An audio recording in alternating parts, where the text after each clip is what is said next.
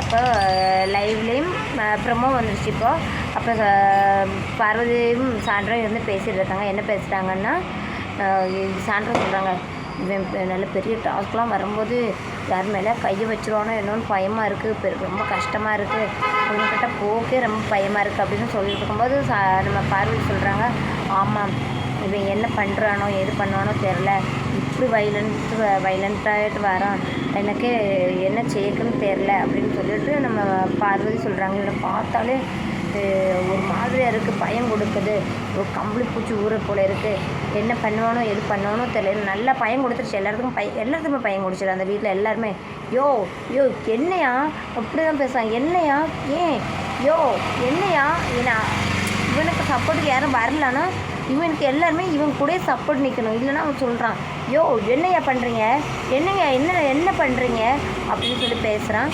அப்போ பார்வதிக்கு அது ரொம்ப ஒரு மாதிரி ஆயிடுச்சு. இனி இவன் கூட பழகுனா இவன் என்ன தான் பண்ணிடுவானோன்னு ஒரு பயம் வேறு வந்துருச்சு பார்வதிக்கு.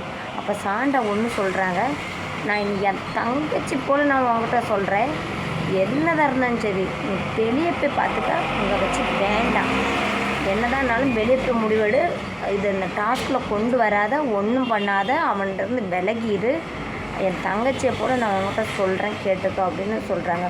ஆமாம் நானும் முடிவு பண்ணியிருக்கேன், இனி அவங்ககிட்ட பேசுறதும் கிடையாது, அவங்ககிட்ட போடுறேன்.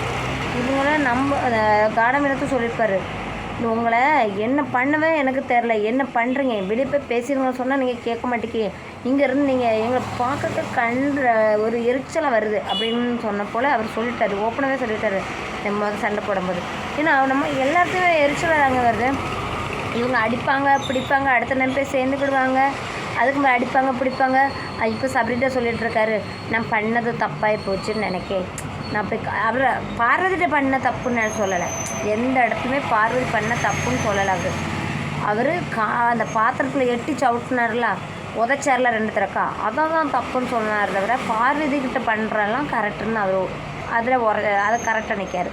ஏன்னா அவருக்கு பாயிண்ட் இருக்குது. ஏன்னா அவர் பார்வதி மேலே கை வச்சுட்டாங்க, அடிக்கான்னு சொன்னால் அடிக்கல, மேலே கை வச்சுட்டாங்க, அப்படியே கை 2 தடவை கையை வச்சுட்டாங்க. முதல் தடவை கையை தான் வச்சாங்க, 2வது தடவை அப்படியே கையை வச்சுட்டாங்க, கண்ணுங்களாம் அடிக்கலை. அப்போ அவங்க மேலே தப்பு இருக்குது, எங்கே போனாலும் அது தப்பாக தான் வரும். அதனால் அவங்க என்ன நினச்சிட்டாங்க, எனக்கு தோணுது, அவங்க என்ன நினச்சிட்டாங்க, நம்ம பழகின பையன் தானே, என் ஃப்ரெண்டு தானே அப்படின்னு நினச்சி வச்சாங்களோ என்னவோ தெரில. ஆனால் இவன் அதை சீரியஸாகவே எடுத்துட்டேன். அதான் அதனால் சாண்ட்ரா சொல்லியிருக்காங்க, என் தங்கச்சி போல் நான் உங்கள்கிட்ட சொல்கிறேன், நீ என்னதான் இருந்தாலும் சரி, உன்னை பார்க்க எனக்கு பயமாக இருக்குது, ஒரு மாதிரியாக இருக்குது, நீ என்னதான் இருந்தாலும் இங்கேயே குளிக்கொண்டு புதைச்சிரு, எல்லாம் வீட்டில் பார்த்துக்கலாம் அப்படின்னு சொல்லியிருக்காங்க. என்ன கேட்க போகிறாங்களோ தெரில.